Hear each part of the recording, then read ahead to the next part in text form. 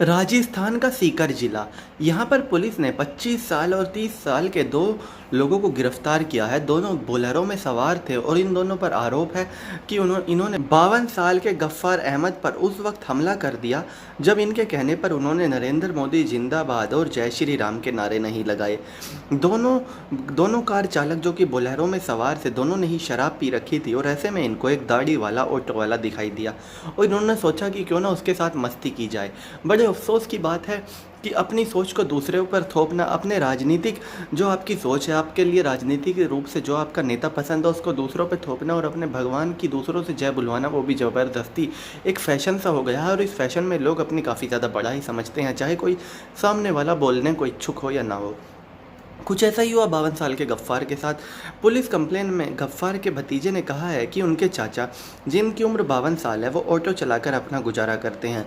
वो ऑटो से सीकर जिले में ऑटो चला रहे थे। जब वो सवारी को छोड़कर खाली आ रहे थे, पीछे से दो बोलेरो सवार ने आकर पहले उनके ऑटो को रुकवाया और फिर उनसे कहा कि वो मोदी जिंदाबाद बोले, जिसके बाद ऑटो चालक ने ऐसा बोलने से साफ इनकार कर दिया और उन्होंने कहा कि वो नरेंद्र मोदी जिंदाबाद नहीं बोल सकते। जिसके बाद बोलेरो चालक ने उनको थप्पड़ जड़ दिया और फिर उसके बाद उनसे कहा कि अब तुमको जय श्री राम के भी नारे लगाने होंगे। जिसके बाद ऑटो चालक ने एक बार फिर से मना कर दिया। बस फिर क्या था, दोनों बोलेरो सवार 52 साल के गफ्फार अहमद पर टूट पड़े और गफ्फार का मुंह सुजा दिया मारते मारते। गफ्फार की तस्वीरें सोशल मीडिया पर वायरल हो रही हैं और गफ्फार का जो चेहरा है वो पूरा सूजा पड़ा है। अलग दिख रहा है कि किस तरह से उनके चेहरे पर सूजन आ गई। हालांकि पुलिस ने तुरंत ही दो लोगों को गिरफ्तार कर लिया। इसके अलावा गफ्फार के पास उस वक्त जितना भी कैश मौजूद था वो भी उनसे छीन कर ले गए। इस तरह के गफ्फार के भतीजे ने आरोप लगाए हैं और गफ्फार की फोटो में साफ देखा जा सकता है कैसे उनके दो दांत टूट गए हैं, उनकी आंख के पास चोट है और उनका मुंह भी पूरा सूजा हुआ है। उनकी फ़ोटो को देखकर साफ अंदाज़ा लगाया जा सकता है कि किस बेदर्दी के साथ उनको पीटा गया, वो भी सिर्फ इस बात पर कि उन बोलेरो सवार लोगों के पसंदीदा राजनेता को जिंदाबाद नहीं बोला और जय श्री राम नहीं बोला। जय श्री राम आप किसी को अगर फोर्स करके बुलवा रहे हैं तो यकीनन आप श्री राम के जो आदर्श हैं उनको आप जानते ही नहीं, श्री राम के आदर्शों के खिलाफ आप जा रहे हैं। और ऐसे लोगों की जगह यकीनन खुले में तो नहीं होनी चाहिए, क्योंकि अगर ऐसी मानसिकता वाले लोग बाहर घूम रहे हैं जो दूसरे से ज़बरदस्ती जय श्री राम और अपना पसंदीदा नेता को जिंदाबाद बुलवाएंगे और ना बोलने पर उसकी पिटाई कर देंगे, इतनी बुरी तरह मारेंगे, इस तरह की सोच की वाकई में हमारी सोसाइटी में कुछ जगह नहीं है।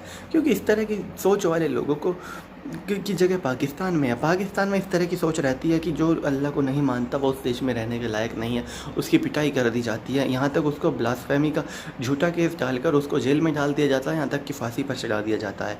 लेकिन ये जो पाकिस्तान के संस्कार है भारतीयों में देखने को मिल रहे हैं, यकीनन ये भारत के लिए तो कम से कम अच्छी खबर नहीं है।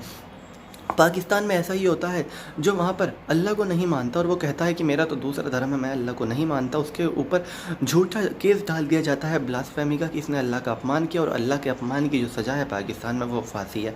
और यही कारण है कि पाकिस्तान में जो ये कट्टरता है वो कट्टरता धीरे धीरे धीरे धीरे भारत में भी पैर पसारती जा रही है। लेकिन भारत एक कट्टर देश के रूप में नहीं जाना जाता और हम उम्मीद करते हैं कि देश का जो युवा है वो इस बात को समझेगा और हम पाकिस्तान जैसी सोच अपने अंदर लाने से रोक पाएंगे। तो चलिए दोस्तों, मैं राहुल चौधरी, फिलहाल इस वीडियो के लिए इतना ही। आगे भी इसी तरह की देश दुनिया, बॉलीवुड और खेल की तमाम खबरों के लिए अब बने रहिए मेरे साथ। जय माता दी।